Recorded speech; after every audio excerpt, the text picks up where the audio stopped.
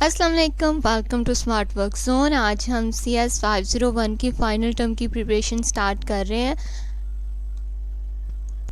यहाँ हमारे पास जो फ़ाइल्स हैं वो ये वकार सिद्धू की फ़ाइल्स हैं हमारे पास। सबसे पहले तो इनका थैंक्स कि ये हमें फ़ाइल्स प्रोवाइड करते हैं ताकि हम प्रिपरेशन कर सकें। उसके बाद अगर आपने पहले मेरी वीडियोस देखी हैं तो आपको पता होगा कि हम किस तरह से प्रिपरेशन करते हैं। हम हर क्वेश्चन को लेंगे, उससे रिलेटेड जितने भी कॉन्सेप्ट्स हैं उनको क्लियर करेंगे और फिर हम नेक्स्ट क्वेश्चन की तरफ जाते हैं। तो जितना भी सिलेबस होता है हमारा वो सारा एक ही वीडियो में तो कवर नहीं हो सकता, इसलिए हम 2 या 3 पार्ट में उसे कवर करते हैं। तो बाकी पार्ट्स के जो लिंक हैं वो आपको डिस्क्रिप्शन में मिल जाएंगे। तो चलिए स्टार्ट करते हैं। सबसे पहला क्वेश्चन है हमारे पास, in multiple interrupt lines approach a number of interrupt lines are provided between the dash modules. कहता है कि मल्टीपल इंटरप्ट लाइन अप्रोच जो है जिसके अंदर हम यानी कि एक से ज़्यादा इंटरप्ट लाइंस ऐड करते हैं, वो किन दो चीज़ों के दरमियान ऐड करते हैं। सबसे पहले तो हमें ये पता होना चाहिए कि ये जो वर्ड इंटरप्ट है ये क्या चीज़ है। देखिए, इंटरप्ट क्या होता है कि एक प्रोग्राम जब अपने नॉर्मल फ्लो में चल रहा होता है तो इंटरप्ट एक ऐसी चीज़ होती है जो सीपीयू का या आपके प्रोसेसर का जो ध्यान है वो अपनी तरफ कर लेती है। ठीक है, यानी कि एक नॉर्मल प्रोसेस चल रहा था, हम दरमियान में चाहते हैं कि यहाँ पे इस प्रोग्राम को रोक के हम कोई और काम करें, तो उसके लिए हम इंटरप्ट भेजते हैं। तो एक इंटरप्ट लाइन जो है उसके ज़रिए मोस्टली एक ही इंटरप्ट भेजा जाता है। तो कहता है कि एक से ज़्यादा इंटरप्ट लाइंस किन दो चीज़ों के दरमियान हो सकती हैं। तो जो देखिए हमारा प्रोसेसर है यानी कि सीपीयू काम कर रहा होता है और मोस्टली इंटरप्ट जो हैं वो आईओ डिवाइसेस यानी कि जो हमारी कीबोर्ड वगैरह माउस वगैरह होते हैं, इनके ज़रिए हम इंटरप्ट भेजते हैं। ठीक है, तो हम सीपीयू और आईओ डिवाइसेस जो होती हैं इनके दरमियान number of interrupt lines add कर सकते होते हैं ताकि एक से ज़्यादा इंटरप्ट जो हैं वो भेजे जा सकें। ठीक है, तो यहाँ जो हमारा करेक्ट आंसर है which is CPU and IO. अगर हम बाकी अगर ऑप्शंस को देखें तो देखें एक्सटर्नल एंड इंटरनल तो कोई ऑप्शन ही नहीं है। फिर वो कहता है CPU and memory. CPU and memory में इंटरप्ट का क्या काम। देखिए, मैं ना तो मेमोरी इंटरप्शन कर ही नहीं सकती और सीपीयू तो वो चीज़ है ना जिसे हमने इंटरप्ट देना है, तो इन दोनों के दरमियान इंटरप्शन नहीं हो सकता। इसी तरह मेमोरी और आईओ में भी इंटरप्शन नहीं हो सकती क्योंकि आईओ ने इंटरप्शन देनी है और इंटरप्ट होना सीपीयू ने है, तो मेमोरी तो इंटरप्ट नहीं हो सकती। ठीक है, तो इसलिए हमारा जो करेक्ट आंसर है वो सीपीयू एंड आईओ होगा। नेक्स्ट क्वेश्चन है हमारे पास, a Falcon A assembler and simulator Falsim variables are defined by using the dash directive. कहता है कि फाल्कन ए असेंबलर और हमारे पास सिमुलेटर उसका जो है फाल्सिम, उनके अंदर जो वेरिएबल्स हम डिफाइन करते हैं उसके लिए क्या यूज़ किया जाता है। ठीक है, जब हम वेरिएबल्स डिफाइन करते हैं तो उसके लिए हम .eq यूज़ करते हैं।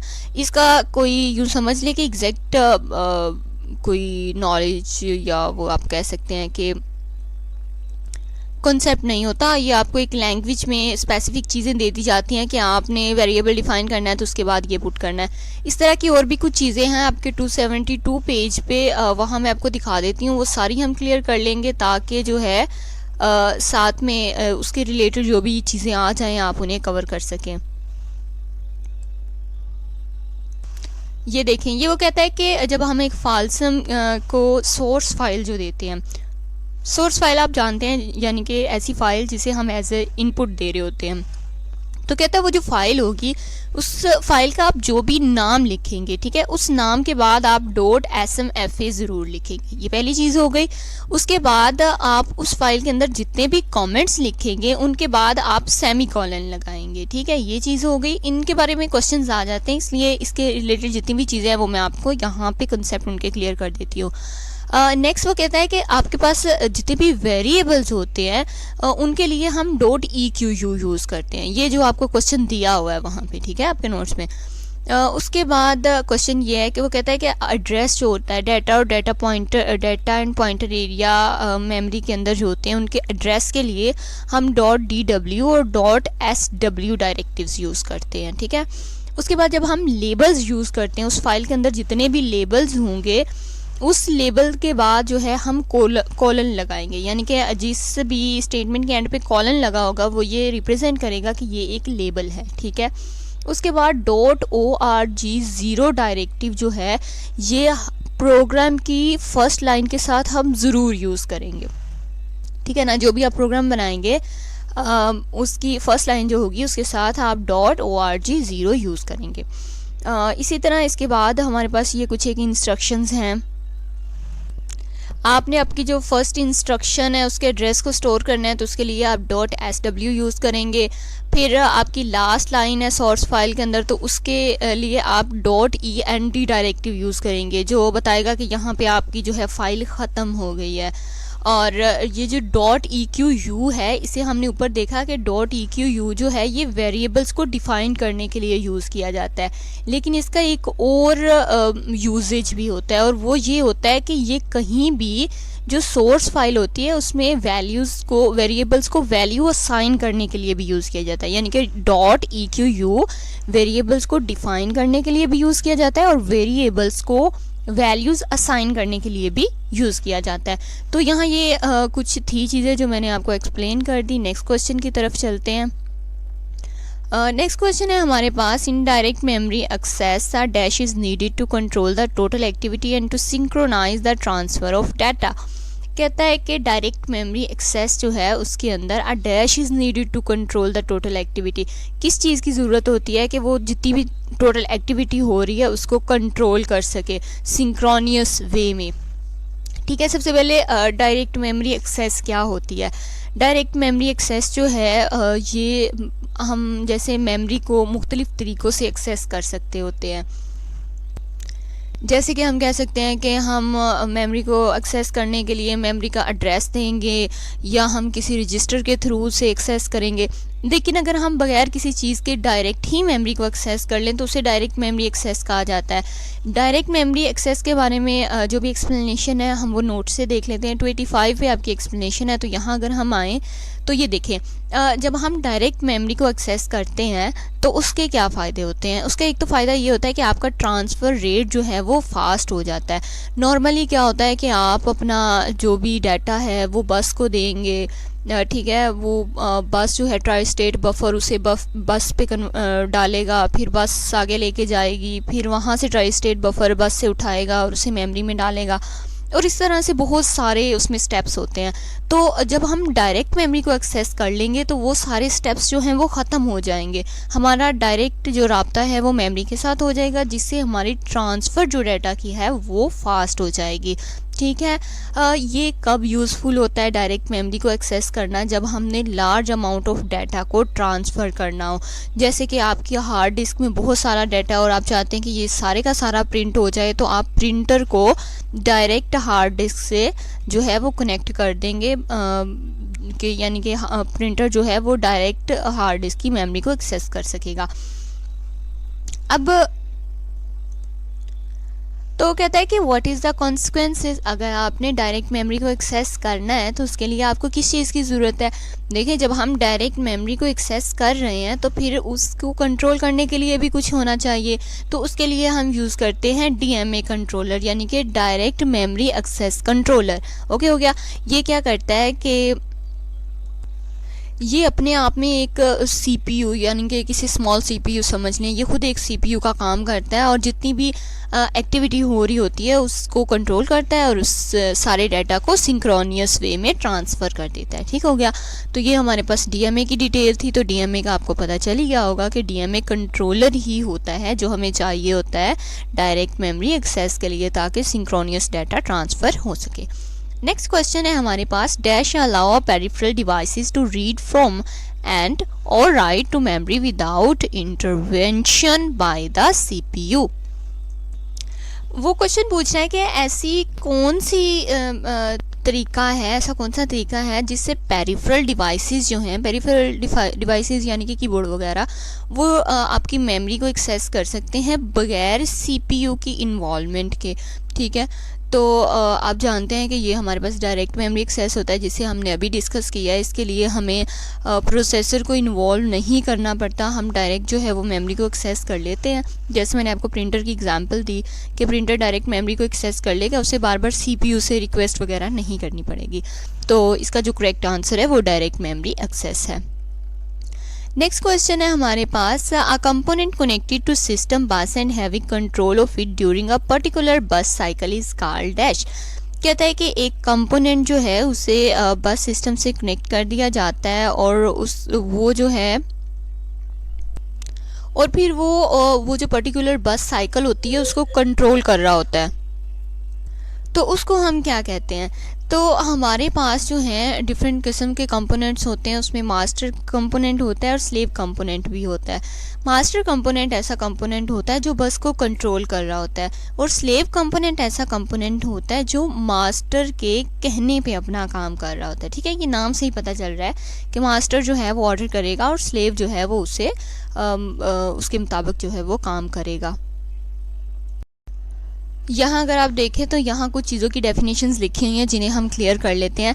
सबसे पहले वो कहता है मास्टर कंपोनेंट। मास्टर कंपोनेंट मैंने आपको बता दिया, ऐसा कंपोनेंट जिसे हम बस से कनेक्ट कर देते हैं और वो बस साइकिल को कंट्रोल कर रहा होता है। ठीक है, इसकी एग्जांपल आप ले सकते हैं, जैसे कंप्यूटर खुद होता है। ठीक है, कंप्यूटर जो है वो आपके जो बस साइकिल होती है उसको कंट्रोल कर रहा होता है। उसके बाद स्लेव कंपोनेंट आ जाता है। स्लेव कंपोनेंट ऐसा कंपोनेंट होता है जिसको अब मास्टर कंपोनेंट कम्युनिकेट करेगा, उसे ऑर्डर देगा और वो उसके मुताबिक काम करेगा। तो ये हमारे पास CPU होता है। ठीक है, CPU को जो कमांड दी जाती है वो उसके मुताबिक जो है वो अपना काम करता है। ये मैं आपको एग्जांपल्स खुद से दे रही हूँ ताकि आपको जो है वो इजीली समझ आ सके कि हम किस चीज़ की बात करें। स्लेव की तो खैर उन्होंने यहाँ एग्जांपल दी हुई है। उसके बाद हमारे पास आ जाती है qualification to become a master, यानी कि एक मास्टर बनने के लिए क्वालिफिकेशन कौन सी होनी चाहिए, ऐसी क्या चीज़ आपके पास हो कि आप मास्टर बन सकते हैं। तो जाहिर है अगर कोई जो है वो बस एक्टिविटी को कंट्रोल कर सकता है तो जो है वो बन सकता है मास्टर। तो यही यहाँ लिखा हुआ है कि place address on the address bus, जो एड्रेस बस पर एड्रेस को प्लेस कर सके, और डायरेक्ट द बस एक्टिविटी, और बस की एक्टिविटी को डायरेक्शन दे सके कि क्या करना है क्या नहीं करना। ठीक है, अब है क्वालिफाइड कंपोनेंट्स। ऐसे कौन से कंपोनेंट्स हैं जिनके पास ये क्वालिफिकेशन है कि वो मास्टर कंपोनेंट बन सकते हैं। तो इसमें हमारे प्रोसेसर्स जो होते हैं, ठीक है, प्रोसेसर जो होते हैं जो बस को कंट्रोल करते हैं वो हमारे बन सकते हैं। और उसके अलावा DMA कंट्रोलर्स जो हैं, DMA कंट्रोलर के बारे में हमने अभी रिसेंटली बात की थी कि जिसे हमने कहा था डायरेक्ट मेमोरी एक्सेस को कंट्रोल करता है, जो हमने कहा था कि वो खुद एक स्मॉल CPU की तरह होता है, तो उसके पास भी ये अथॉरिटी होती है कि वो बस को कंट्रोल कर सके, इसलिए वो भी मास्टर कंपोनेंट बन सकता है। और लास्ट में हमारे पास डेफिनेशन है साइकिल स्टीलिंग की। इसमें क्या होता है कि बाजू का जो है वो आपकी जो मास्टर कंपोनेंट है उसे कुछ स्टे चाहिए होता है, उसे एक्स्ट्रा टाइम चाहिए होता है, या आपको कुछ एक्स्ट्रा रिसोर्सेज चाहिए होते हैं अपने काम के लिए, तो उसके लिए फिर हम साइकिल स्टीलिंग यूज़ करते हैं। साइकिल स्टीलिंग क्या करता है कि ये कुछ देर के लिए जो है सिस्टम का कंट्रोल जो है वो खुद ले लेता है। ठीक हो गया, तो ये हमारी कुछ डेफिनेशन से इससे रिलेटेड, मैंने कहा ये भी आपको मैं यहीं पे क्लियर कर दूं। तो यहाँ क्योंकि उसने पूछा हुआ था कि बस को जो कंट्रोल करता है, हैवी कंट्रोल ऑफ इट, ठीक है, बस पर जिसका कंट्रोल होता है, तो वो हमारा मास्टर कंपोनेंट होता है। नेक्स्ट क्वेश्चन है हमारे पास, hard disk sector has the dash part. Hard disk sector जो है उसके कितने पार्ट्स होते हैं। हार्ड डिस्क सेक्टर के हमारे पास 3 पार्ट होते हैं, header, data section and trailer, लेकिन इसे भी हम डिटेल से नोट से ही देख लेते हैं। यहाँ देखें तो हार्ड डिस्क के बारे में बहुत सारी डिटेल लिखी हुई है, वो मैं आपको यहाँ पे डिस्क्राइब कर देती हूँ। हमारे पास बहुत सारी पेरिफेरल डिवाइसेस होती हैं जो आउटसाइड जो वर्ल्ड है उसको कनेक्ट कर रही होती हैं हमारे IO के साथ, ठीक है ना, यानी कि हम आउट वर्ल्ड को कंप्यूटर के साथ कनेक्शन जो दे रहे होते हैं। तो हार्ड डिस्क जो है ये एक बहुत कॉमनली और फ्रीक्वेंटली यूज़ होने वाली पेरिफेरल डिवाइस है, ठीक है। अब एक जो हार्ड डिस्क होती है, हार्ड आपका नाम तो पता ही होगा, कंप्यूटर के अंदर जो यूज़ होती है मेमोरी वगैरह हमारी, तो उसके लिए वो कहता है कि जो एक हार्ड है वो बहुत सारे प्लेटर्स पर मुश्तमिल होती है। यानी कि एक हार्ड के आप कुछ हिस्से कर दें और हर हिस्सा जो है उसे एक प्लेटर कहेंगे। अब जो हर प्लेटर है उसे भी आगे सब डिवाइड किया होता है जिसे हम ट्रैक्स कहते हैं, ठीक है। और फिर आगे हर ट्रैक भी सब डिवाइड होता है जिसको सेक्टर कहा जाता है। तो ये डिवीजन्स आपने याद रखनी है। क्या होता है कि आपकी हार्ड डिस्क जो है इसको सबसे पहले प्लेटर्स में डिवाइड किया जाता है, फिर हर प्लेटर को ट्रैक्स में डिवाइड किया जाता है और फिर हर ट्रैक जो है वो सेक्टर्स में डिवाइड होता है। अब जो हमारे पास हर सेक्टर है, बहुत सारे सेक्टर हो गए हैं ना, आपने देखा इतनी सारी डिवीजन हो गई हैं। तो हर सेक्टर को जब हमने ढूंढना है तो उसके लिए कोई एड्रेस होना चाहिए ताकि डायरेक्ट हम उस सेक्टर को ढूंढ लें। तो उस सेक्टर को ढूंढने के लिए उसे कोई एड्रेस देना होता है और उस एड्रेस के लिए हर सेक्टर के अंदर 10 बाइट जगह रखी होती है जिसके अंदर उसके एड्रेस को सेव किया जाता है, जिससे हम जो है वो ढूंढ सकते होते हैं कि ये कौन से सेक्टर में हमने जाना है। डायरेक्ट उसका एड्रेस दिया और उसी सेक्टर पे पहुंच गए। तो वो हिस्सा 10 बाइट्स जिसके अंदर हम एड्रेस स्टोर करते हैं उसे हेडर कहा जाता है सेक्टर का, ठीक है। और सेक्टर के जो हैं वो 3 पार्ट होते हैं। एक हेडर होता है जिसकी हमने बात कर ली कि उसके अंदर उसका वो एड्रेस होता है जिस पे हमने पहुंचना है सेक्टर में। तो उसके बाद उसका दूसरा हिस्सा होता है डाटा सेक्शन, यानी कि इसे यूज़ तो हमने अपने डाटा को स्टोर करने के लिए करना है। तो दूसरा पार्ट ऐसा होता है जिसके अंदर हम अपने डाटा को स्टोर करते हैं। और थर्ड वन होता है ट्रेलर, यानी कि यूँ समझ लें कि ये एक एंडिंग का हिस्सा होता है जो बता रहा होता है कि आपकी यहाँ सेक्टर ख़त्म हो गया है। इसकी कुछ स्टैटिक और डायनामिक प्रॉपर्टीज़ हैं, वो भी हम यहीं पे देख लेते हैं। स्टैटिक प्रॉपर्टीज़ क्या हैं कि storage capacity can be determined from the number of platters and number of tracks. यानी कि आपकी हार्ड डिस्क के अंदर जितने नंबर ऑफ़ प्लेटर्स और जितने ट्रैक्स हैं, अगर आप को पता है कि हमारी हार्ड डिस्क में कितने प्लेटर्स और कितने ट्रैक्स हैं, तो आप ये फाइंड कर सकते हैं कि आपकी हार्ड डिस्क जो है वो कितना डाटा स्टोर कर सकती है। इसी तरह वो कहता है कि trend to use more number of sectors for outer track. अगर आपके जो हार्ड डिस्क है उसमें ट्रैक्स जो बने होते हैं उसमें जो आउटर ट्रैक्स है उनके ज़्यादा सेक्टर बनाए जाएं और इनर के कम बनाए जाएं। ऐसा क्यों? आप जानते हैं कि देखें जो भी एक डिस्क होगी गोल में, उसके अंदर वाला जो सर्कमफेरेंस है वो कम होगा और बाहर वो ज़्यादा हो जाता है, ठीक है। तो वो कहा जाता है कि बाहर जो है वो ज़्यादा सेक्टर्स बनाएं और अंदर क्योंकि सर्कमफेरेंस कम होता है तो अंदर जो है वो कम सेक्टर बनाए जाएं। यही चीज़ है कि इसको अगर आप यूज़ करेंगे, ये एक ट्रिक होती है, इससे हम हार्ड को अच्छे से यूज़ कर सकते हैं, उसकी सारी स्पेस जो है वो अच्छे से मैनेज कर सकते हैं। उसके बाद उसकी कुछ जो है वो डायनामिक प्रॉपर्टीज़ है। डायनामिक प्रॉपर्टीज़ यहाँ आपके पास लिखी हुई हैं। इसके अंदर कुछ डेफिनेशंस हैं। देखें, जब हमने एक पर्टिकुलर सेक्टर का एड्रेस दिया, हमने कहा कि ठीक है वो जो है इस सेक्टर की तरफ चले जाओ, तो वो जो एक पॉइंटर हमारे पास होता है, हेड जो होता है, उसका जो हेड होता है आपकी, वो उसकी तरफ मूव करने लग जाता है। यानी कि एक पॉइंटर होता है ना, जिस सेक्टर पे हमने जाना है वहाँ पे हम पॉइंटर लगाएंगे तो वो वाली जगह एक्सेस कर ली जाएगी। तो वो हिस्सा जो है वो उस पॉइंटर की तरफ मूव करने लग जाता है, हेडर जो है, ठीक है। कहता है location of the disk, the head moves toward the selected track, और इस प्रोसेस को हम सीक कहते हैं। फिर कुछ टाइम के बाद क्या होगा कि आपका जो सेक्टर है जिसको आपने एक्सेस किया था वो वहाँ पे पहुँच जाएगा। तो उसको रोटेशनल डिले कहा जाता है। रोटेशनल डिले लेटेंसी जो है वो आपकी हाफ रेवोल्यूशन होती है, यानी कि हाफ रेवोल्यूशन में आपको जो है वो आपकी रोटेशनल लेटेंसी जो है वो मिल जाती है।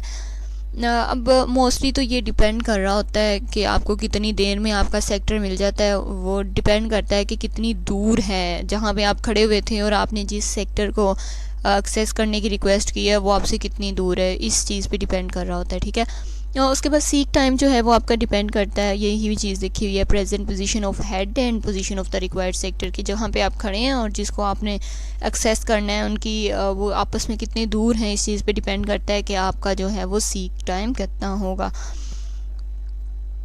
नेक्स्ट ये ट्रांसफ़र रेट है। मोस्टली ट्रांसफ़र रेट जो है डाटा से आईओ मॉड्यूल्स के दरमियान वो 30 to 60 मेगाबाइट पर सेकंड होता है। ओवरहेड टाइम लिखा हुआ है। सीपीयू जो है CPU to read data, CPU से जब हम डाटा को रीड करते हैं we have to face a queuing delay. तो वापस चलते हैं अपने क्वेश्चन की तरफ। यहाँ उसने यही पूछा था कि हार्ड डिस्क के सेक्टर कितने होते हैं, तो वो हमने देख लिया कि हार्ड डिस्क के अंदर जो हैं हेडर, डाटा सेक्शन और ट्रेलर तीनों होते हैं। नेक्स्ट हमारे पास क्वेश्चन है CRC has dash overhead as compare to hamming code. इसकी डिटेल देख लेते हैं। पहले हम नोट्स पे चलते हैं। यहाँ देखें एरर्स जो आपके पास आते हैं, एरर को जो है दो इशू होते हैं। जब भी कोई एरर आता है, एरर को कंट्रोल करना हो तो उसके लिए दो इशू होते हैं। पहला इशू तो ये होता है कि एरर को डिटेक्ट कैसे किया जाए, और दूसरा ये होता है कि आपने अगर एरर डिटेक्ट कर लिया है तो उसको आप उसकी करेक्शन कैसे करेंगे। ठीक है, तो उसके लिए 3 स्कीम्स यूज़ की जाती हैं एरर को कंट्रोल करने के लिए। ठीक है, डिटेक्शन या करेक्शन यानी कि एरर को कंट्रोल करने के लिए। तो उसमें पहली जो होती है वो पैरिटी कोड है, सेकंड जो है वो हेमिंग कोड है, and third one is the CRC mechanism. Parity code क्या होता है? पैरिटी कोड ये होता है कि आप एक एक्स्ट्रा बिट दे देते हैं आपके जितनी, मतलब अगर आपने 4 बिट्स सेंड करनी थी तो आप एक साथ में एक्स्ट्रा बिट दे देंगे जो बताएगी कि आपकी जो बिट्स आ रही हैं वो इवन होंगी या ओड होंगी। यानी कि देखें, अगर आप जो है वो बिट्स दे रहे थे, फॉर एग्ज़ाम्पल आपने 1 0 1 और 1 भेजना था। ठीक है, और आपने अगर हम कहें कि 1 जो है वो इवन को रिप्रेजेंट कर रहा है और 0 ओड को रिप्रेजेंट कर रहा है, तो आपके पास हम यहाँ पे 0 लगा देंगे एंड पे, तो वो देखेगा कि ठीक है एंड वाला जो है ये पैरिटी बिट होगी, और आई थिंक शुरू में लगती है पैरिटी बिट। तो मैं सिर्फ एग्जांपल दे रही हूँ आपको। तो वो देखेगा कि अच्छा यहाँ 0 है, इसका मतलब जो हमारे पास ये आई है पूरा कोड, इसमें ओड नंबर ऑफ बिट्स होनी चाहिए। तो वो जब काउंट करेगा 1 2 3 4 5 ये ओड नंबर ही होंगी, तो इसका मतलब है कि ये जो है हमारे पास करेक्ट कोड पहुंच गया है। लेकिन देखें, अगर कोई एक बिट करप्ट हो जाती है और वो ख़त्म हो जाती है, तो फिर उसके पास इवन नंबर ऑफ बिट्स पहुंचेंगी, तो उसे फ़ौरन से पता चल जाएगा कि ये हमारा जो मैसेज है इसमें कोई यानी कि बग आ गया है। तो इस तरह ये पैरिटी कोड जो है ये हमारा जो एरर होते हैं उनको कंट्रोल करने में हेल्प करता है। लेकिन क्योंकि ये सिर्फ एक ही बिट को जो है वो आइडेंटिफाई कर सकता है, अगर 2 बिट्स जो हैं वो क्रैक हो जाएं, 2 बिट्स जो हैं वो ख़त्म हो जाएं, तो आप जानते हैं वो दोबारा ओड हो जाएगा और वो इसे करेक्ट कंसिडर कर लेगा, हालांकि हमारी जो मैसेज में चेंजिंग हो चुकी हुई है। उसके बाद सेकंड हमारे पास आता है हेमिंग कोड। हेमिंग कोड क्या होता है? एक ख़ास नंबर ऑफ़ बिट्स के साथ हम एक एक्स्ट्रा बिट लगाते हैं, यानी कि हम कहते हैं कि हर 7 बिट्स के साथ हम एक एक्स्ट्रा बिट लगाएंगे। तो अगर हमने 14 बिट्स का जो है वो मैसेज भेजना है तो उसके साथ हम 2 एक्स्ट्रा बिट्स लगाएंगे। ठीक है, तो इस तरह देखने वाले को पता चल जाएगा कि ठीक है ये मतलब उसे पता होगा कि 7 के साथ 1 लगनी है, तो वो चेक कर लेगा कि ठीक है ये जो आपके पास 14 बिट्स आई हैं इसके साथ 2 एक्स्ट्रा लगी हुई हैं। इस तरह से इसको जो है वो चेक कर लिया जाता है हेमिंग कोड को। ये भी आपको जो है वो प्रोटेक्ट कर देता है एरर से। अब अगर हम हेमिंग कोड की तरफ आएँ तो यहाँ डिस्टेंस यानी कि अगर आपका डी जो है minimum distance between 2 code words, अगर डी यानी कि जितनी बिट्स चेंज हुई हैं, अगर आपको ये पता चल जाए कितनी बिट्स चेंज हुई हैं, यानी कि अगर आपकी 4 बिट्स चेंज हुई हैं तो इसका मतलब है 3 एरर्स हैं। ठीक है, और आप D/2 errors could be corrected, तो D/2 को आप करेक्ट कर सकते हैं, यानी कि अगर 4 था यहाँ पे तो आप 2 को करेक्ट कर सकते हैं, 3 एरर आपके पास आए हैं। यानी कि आप जानते हैं कि सारे एरर जो हैं वो फ़ौरन तो करेक्शन नहीं हो सकती, पॉसिबिलिटी कम होती है सारे एरर्स को करेक्ट करने की। उसके बाद हमारे पास हेमिंग कोड आ जाता है। सॉरी, हेमिंग कोड हमने देख लिया था। ठीक है, ये आपके पैरिटी कोड का था। हेमिंग कोड मैंने आपको ऊपर डिस्क्राइब कर दिया। उसके बाद आ जाता है CRC।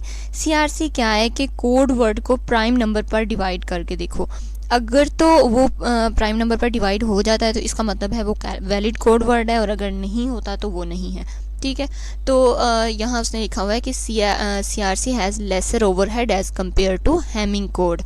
ये वही चीज़ है जो हमारे MCQs में भी उसने पूछी हुई है कि CRC जो है वो लेसर ओवरहेड होता है उसका हेमिंग कोड के मुकाबले में। ये देखें, जिसका मतलब है कि it fewer extra bits for error detection compare to other methods के, ये दूसरे मेथड्स के लिहाज से जो है वो कम बिट्स देता है और एरर को जल्दी डिटेक्ट कर लेता है। तो यहाँ जो हमारी स्टेटमेंट है वो मैंने एज इट इज़ भी दिखा दी है, CRC has lesser overhead as compare to hamming code. इसके बाद हमारे पास नेक्स्ट क्वेश्चन है, dash are computed by the ALU and store in processor status register. वो पूछ रहा है वो क्या चीज़ है जो ALU से कंप्यूट की जाती है, यानी कि ALU से यूँ समझ लें कि बनाई जाती है, कंप्यूट करना समझ सकते हैं ना, प्लस माइनस वगैरह करके और उसे हासिल किया जाता है और फिर उसे प्रोसेसर स्टेटस रजिस्टर के अंदर स्टोर कर दिया जाता है। तो वो हमारे पास कंडीशन कोड्स होते हैं। कंडीशन कोड्स हमारे पास ऐसी चीज़ें होती हैं जिसे हम ALU के ज़रिए से कंप्यूट करते हैं और फिर इन्हें प्रोसेसर स्टेटस रजिस्टर में सेव कर लेते हैं। ये क्या चीज़ होती है, इसे अगर हम नोट से देखें, ये देखें सबसे पहले आपका जो कंप्यूटर है उसने कौन सा एक्शन करना है ये डिसाइड करने के लिए दो चीज़ों पर वो डिपेंड कर रहा होता है, दो चीज़ों पर उसकी बेस होती है। पहली चीज़ होती है कंडीशन कोड। कंडीशन कोड क्या है कि ये एक तरह के फ्लैग्स होते हैं जो हम अरिथमेटिक और लॉजिक के स्टेटस को शो कर रहे होते हैं, ठीक है। तो ये हमारे पास कंडीशन कोड्स होते हैं, यानी कि एक तरह के फ्लैग्स।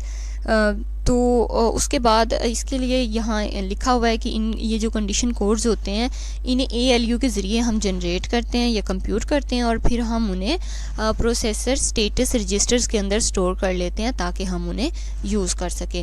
उसके बाद कंडीशनल ब्रांचेस होती हैं। कंडीशनल ब्रांचेस जो हैं ये आपके पास वो जंप वगैरह की होती हैं। क्या किसी कंडीशन कोई कंडीशन आपको दी गई है और उस कंडीशन के बाद आपने इस जगह पे अगर वो कंडीशन जो है वो ट्रू हो जाए तो आपने जंप करना है, ठीक है। तो इन दो चीज़ों पे जो है वो ब्रांच आर्किटेक्चर जो है एक मशीन का वो बेस कर रहा होता है। तो यहाँ उसने डिटेल जो है वो सिर्फ कंडीशन कोड्स की दी हुई है। यहाँ आपका चैप्टर ख़त्म भी हो जाता है। तो यहाँ पे जो है कंडीशन ब्रांचेस के बारे में नहीं बताया हुआ, लेकिन मैंने फिर भी ज़रा सी डिटेल दे दी है। और कंडीशन कोड्स के बारे में ये आपको याद रखना है कि कंडीशन कोड्स यूज़ तो होते हैं लेकिन इन्हें कंप्यूट जो है वो हम ALU से करते हैं और फिर हम इन्हें प्रोसेसर स्टेटस रजिस्टर्स में स्टोर कर लेते हैं ताकि फिर हम इन्हें यूज़ कर सकें। तो यही चीज़ उससे यहाँ पूछी हुई है, तो control codes is the correct answer. अगर ये लेक्चर्स आपके लिए हेल्पफुल हैं सो मस्ट सब्सक्राइब द चैनल। ये मेरे लिए मोटिवेशन होती है कि अगर आपको समझ आ रहे हैं लेक्चर्स तो मैं अपना काम कंटिन्यू रखूँ, नेक्स्ट लेक्चर्स को रिकॉर्ड करूँ। ओके, ये कि मेरी एफ़र्ट्स जो हैं वो ज़ाया नहीं जा रही, किसी की हेल्प हो रही है इससे, ठीक है। तो ज़रूर अपनी जो है वो कमेंट्स भी किया करें और चैनल को सब्सक्राइब भी किया करें। नेक्स्ट अगर हम अपना क्वेश्चन देखें तो ये है हमारे पास, dash occurs when the exponent is too large and can not be represented in the exponent field. कहता है कि अगर आपके पास एक एक्सपोनेंट है और वो इतना बड़ा हो गया कि आपके एक्सपोनेंट फील्ड के अंदर पूरा नहीं आ रहा तो उसे आप क्या कहेंगे। देखिए वो हमारे पास ओवरफ्लो होता है, ये तो मैं आपको पहले बता देती हूँ। ओवरफ्लो होता है जब वो टू लार्ज हो जाता है। लेकिन इसकी एग्जाम्पल के लिए यहाँ मैंने आपके लिए एक एग्जाम्पल लिखी है, इसको अगर आप चेक करें तो आपको पता चलेगा कि किस चीज़ की बात कर रही हूँ मैं। नॉर्मली आप बात करेंगे कि 8 और 8 को अगर हम प्लस करें तो हमारे पास 16 बन जाता है। लेकिन अगर हम 8 को और दोनों 8 को बाइनरी नंबर्स में ले लें तो देखें हमारे पास कितना है, ये 4 बिट बाइनरी नंबर है। तो इसका मतलब है हम जब भी कंसीडर करेंगे आंसर में भी 4 ही बिट्स को कंसीडर करेंगे। तो ये देखें यहाँ से 0 को 0 प्लस किया 0, ये सारे 0 आ गए। 1 को 1 से प्लस करेंगे तो यहाँ 0 आ जाएगा, 1 अगला आगे आ जाएगा। तो क्योंकि हमने 4 बिट्स को कंसीडर करना है तो 4 बिट्स हमारे पास 0 बनेंगी। तो इसका मतलब है कि यहाँ हमारे पास जो आंसर है वो 0 आ गया, लेकिन हमारे पास तो आंसर 16 आना चाहिए था। ऐसा क्यों हुआ? ऐसा इसलिए हुआ कि हमारा जो ये एक एक्सपोनेंट फील्ड थी वो थी 4 बिट की और हमारा आंसर जो है वो 5 बिट का आ गया, 1 बिट हमारे पास एक्स्ट्रा आ गई, ठीक है। तो वो लार्ज हो गया और इस वजह से वो ओवरफ्लो कर गया और हमारा आंसर जो है वो गलत हो गया। तो ये एक बस कॉन्सेप्ट था आपके लिए ताकि आपको समझ में आ जाए। तो ओवरफ्लो जो होता है अगर बहुत बड़ा हो जाए एक्सपोनेंट आपका तो हमारे पास ओवरफ्लो हो जाता है। नेक्स्ट क्वेश्चन है, in single precision binary floating point represent the size of the exponent is. कहता है कि single precision binary floating point के अंदर एक्सपोनेंट का साइज़ क्या होता है। देखिए हमारे पास या तो single precision binary floating point होता है या फिर डबल। तो मैंने दोनों का डेटा यहाँ पे लिख दिया, आप दोनों का डेटा देख सकते हैं और इससे रिलेटेड जो भी क्वेश्चन आए आप उसे सॉल्व कर सकते हैं, ठीक है। बिट साइन जो है वो दोनों का 1 ही होता है। बिट एक्सपोनेंट जो है वो सिंगल का 8 होता है, एक्सपोनेंट जो है, ठीक है, वो सिंगल का 8 बिट होता है और डबल का 11 बिट होता है।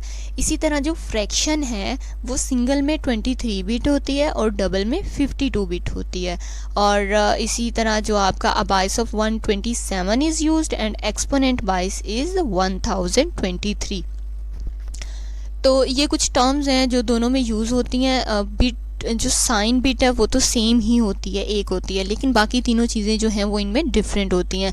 तो अगर आपको वो सिंगल की जगह डबल के बारे में पूछ लेता है, या आपको जो है वो साइज़ ऑफ एक्सपोनेंट की जगह साइज़ ऑफ फ्रैक्शन या जो है ये एक्सपोनेंट बाइस के बारे में कुछ पूछ लेता है, तो वो आप इजीली इस डाटा के ज़रिए से सॉल्व कर सकते हैं। वीडियो काफ़ी लेंथी हो गई है, तो हम ऐसे करते हैं, एक क्वेश्चन और कर लेते हैं और फिर बाकी जो है वो पार्ट 2 में कवर कर लेंगे।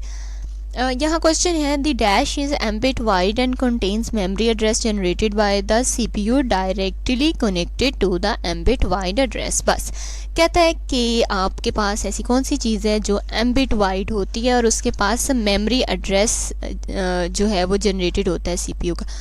देखिए हमारे पास जो है वो दो चीज़ें होती हैं, एक तो मेमोरी एड्रेस रजिस्टर होता है और मेमोरी बफर रजिस्टर होता है। दो तरह के रजिस्टर्स होते हैं हमारे पास। मेमोरी एड्रेस रजिस्टर कौन सा होता है? जिसके अंदर मेमोरी का एड्रेस जो है वो जनरेट करके रखा जाता है। रजिस्टर एक्चुअल में क्या है? रजिस्टर आप अपना ही रजिस्टर समझ लें। जैसे हमारे पास रजिस्टर होते हैं, हम उसके अंदर कुछ लिख देते हैं, ठीक है, तो रजिस्टर इसीलिए यूज़ होते हैं कि इसके अंदर हम कुछ लिख देते हैं।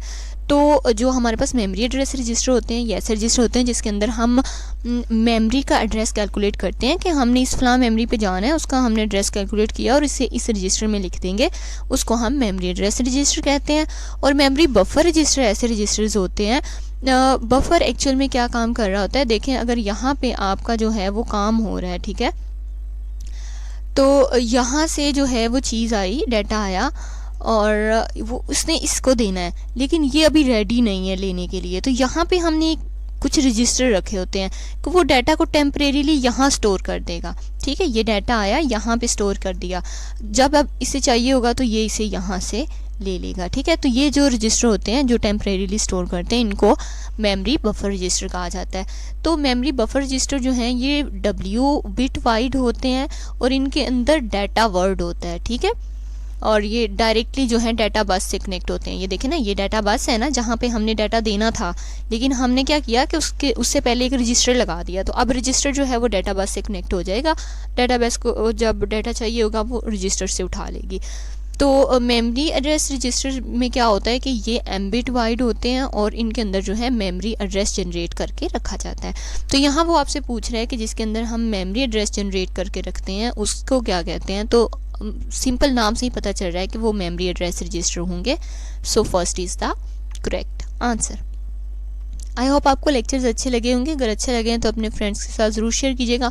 आपके पास जितने भी ग्रुप्स होते हैं उनमें शेयर कर दीजिए कीजिए, और बाकी आप रेकमेंड किया करें। अगर आपको पसंद आते हैं तो दूसरों की भी हेल्प हो और हमारी भी। अभी तक के लिए अल्लाह हाफिज़।